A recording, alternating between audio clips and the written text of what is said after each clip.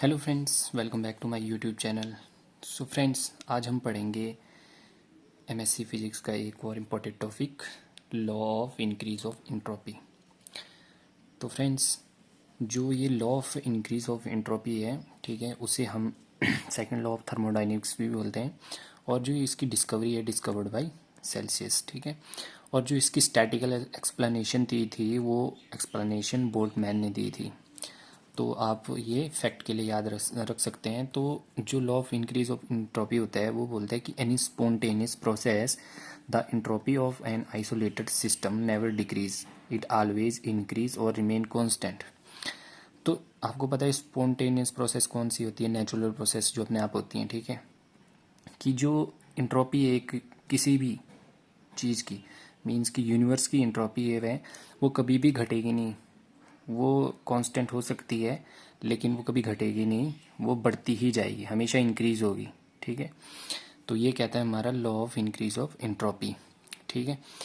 तो अगर मैं इसको और एग्जांपल से बताऊं कि जो हमारा मीन की कोई हॉट बॉडी होती है, हॉट हमेशा जो हीट होती है वो हॉट बॉडी से हमेशा कोल्ड बॉडी की तरफ जाती है। और आप देखोगे कि कोई भी जो इंजन होता है वो 100% एफिशिएंट नहीं हो सकता। क्यों नहीं हो सकता? क्योंकि जो हमारा law of increase of entropy है, वो ही इन सब के लिए रिस्पॉन्सिबल है। तो जो इसके एग्जाम्पल हैं, एग्जाम्पल भी बताता हूँ मैं आपको। जैसे कि मेल्टिंग ऑफ आइस, मैंने लिखा हुआ भी है कि जो हमारी आइस मेल्ट होती है, ठीक है, ये भी law of increase of entropy. इसमें कैसे कि मान लो जैसे बर्फ़ में जो हमारे आइस होती है उसमें वाटर के मॉलिक्यूल होते हैं, ठीक है। और जब वो बर्फ़ पिघल जाती है तो जो उसके मॉलिक्यूल होते हैं वो क्या हो जाते हैं, मतलब फ्रीली मूव करने लग पड़ते हैं, ठीक है। वो उनको फ्रीडम आ जाती है। तो फ्रीडम होने के कारण जो उनमें जो उनकी रैंडमनेस है, तो रैंडमनेस बढ़ जाएगी मीन। तो इसके कारण जो है उनकी एंट्रोपी बढ़ जाएगी, ठीक है। जैसे कि फॉर एग्जांपल हमारी गर्म चाय होती है, ठीक है, वो ठंडी हो जाती है कुछ देर बाद, ठीक है। क्यों होता है? क्योंकि जब हम उसको किसी जगह पर रखते हैं तो उसके जो सराउंडिंग का टेम्परेचर होता है वो तो ठंडा होता है। मीन कि अगर ऐसी जगह पे रखे कि टेम्परेचर ठंडा है, तो कुछ देर बाद वो जो वाट उसके मॉलिक्यूल हैं वो भी उसके अंदर चले जाएंगे, मतलब अपनी सराउंडिंग के साथ, और वहाँ पर भी मतलब एंट्रोपी बढ़ जाएगी। और जैसे कि एक एग्जांपल है mixing of gas heat flow, जैसे बता दिया मैंने, चाय का ठंडा होना ही मतलब हॉट बॉडी से कोल्ड बॉडी की तरफ जाना। और एक एग्जांपल और है, जैसे कि हमारा परफ्यूम होता है, ठीक है। मान लो एक रूम है, रूम में आप परफ्यूम को छिड़कते हो, ठीक है। तो जो परफ्यूम की जो वो होती है फ्रेगनेंस, तो पूरे रूम में चली जाती है। क्यों जाती है? वो रैंडमनेस, क्योंकि जो छोटे छोटे पार्टिकल होते हैं उनको जो रैंडमनेस वो उनको पसंद होती है। तो उन रैंडमनेस के कारण वो पार्टिकल एक दूसरी एक मतलब हर जगह फैलने लगते हैं। तो हर जगह फैलने का मतलब क्या हुआ कि वहाँ पर रैंडमनेस बढ़ रही है। तो रैंडमनेस बढ़ेगी, डिसऑर्डर होगा, तो वहाँ पर क्या होगा, एंट्रोपी इंक्रीज हो जाएगी। तो उसके बाद अब हम देखते हैं कि इसके आगे हमने क्या करना है कि जब हमारा डेल्टा एस टोटल, ठीक है, जीरो के इक्वलेंट होगा, तभी हम बोलेंगे कि वो एंट्रोपी है, मतलब एंट्रोपी एग्जिस्ट करती है। और उसके बाद इसको हम इस हिसाब से लिख सकते हैं, D S is always greater than और equivalent to D Q over D T, ठीक है। In statistical distribution S is equal to K B log omega, ठीक है। इस हिसाब से हम लिख सकते हैं। उसके बाद फिर मतलब जितनी ही हाई वैल्यू होगी ओमेगा की, और वहाँ पर उतनी ही ज़्यादा पॉसिबिलिटी होगी कि वहाँ पर large number of entropy exist करेगी, ठीक है। तो उसके बाद अगर यहाँ पर हम एक एग्जांपल लेते हैं, जैसे कि मान लो ये हमारा सिस्टम है, ये हमारा सराउंडिंग है, ठीक है। और सिस्टम हमारा टी है, ठीक है।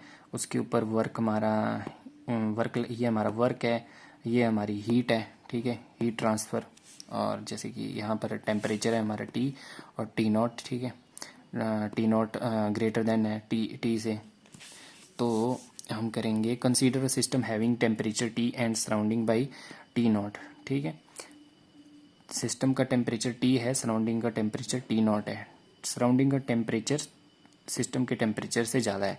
So heat transfer from surrounding to system and work transfer to surrounding. ठीक है, हीट सराउंडिंग से सिस्टम की तरफ आएगी, लेकिन जो वर्क है वो सिस्टम से सराउंडिंग की तरफ जाएगा। ठीक है, ये हमारा वर्क का फंक्शन है, ये सिस्टम से निकल रहा है और सराउंडिंग में जा रहा है, लेकिन हीट है जो हीट वो सराउंडिंग से सिस्टम की तरफ आ रही है। तो यहाँ पर लिखेंगे हम D S system is always greater then function, मतलब ये हीट हमारा हीट ट्रांसफ़र का सिंबल है, तो बाई टी, तो ये हमारी इक्वेशन 1 आ जाएगी, क्योंकि ये इसका मतलब ये होगी change in entropy of the system, ये एंट्रोपी चेंज हुई है। सेकंड में हम लिखते हैं change in entropy of the surrounding, ये जो एंट्रोपी चेंज हुई है सराउंडिंग की, ये उसके लिए है। सराउंडिंग की कब एंट्रोपी चेंज होगी, जब हमारे पास हीट ट्रांसफ़र है, ठीक है, माइनस में होगा, और उसको जब टेम्परेचर उसका टी नॉट होगा, क्योंकि वो सराउंडिंग के, मतलब टी नॉट हमारा सराउंडिंग है। उसके बाद यहाँ पर जो हमारा नेगेटिव साइन शोज़ कर रहा है कि जो हीट लॉस्ट है वो सराउंडिंग जो है वो अपनी हीट लॉस्ट कर रहा है। ठीक है, तो उसके बाद अब हम देखते हैं कि जो हमारा यूनिवर्स होगा, तो यूनिवर्स मतलब जो चेंज इन एंट्रोपी होगी यूनिवर्स की, वो क्या होगी, जो हमारी change in entropy of system plus change in entropy of the surrounding. तो जब हम उसको प्लस कर देंगे, जैसे कि हमारे डी यूनिवर्स हमने यहाँ से फाइंड करना, डी एस यूनिवर्स फाइंड करना है, तो हम जो हमारे पास एंट्रोपी आई है, ठीक है, सिस्टम और यूनिवर्स की, सिस्टम और सराउंडिंग की, तो उनको हम आपस में प्लस कर देंगे। तो प्लस करने के बाद कुछ इस तरह से आया, तो यहाँ से हमने एलसीएम ले लिया। ठीक है, तो इसको कॉमन ले लिया, 1/t माइनस 1/t0। तो हमने देखा कि T not always greater then T1, so that's why 1/t is always greater then T/T0 and become positive. ठीक है, ये पॉजिटिव होगा तभी हमारे पास DS यूनिवर्स की जो इक्वेशन है वो आएगी।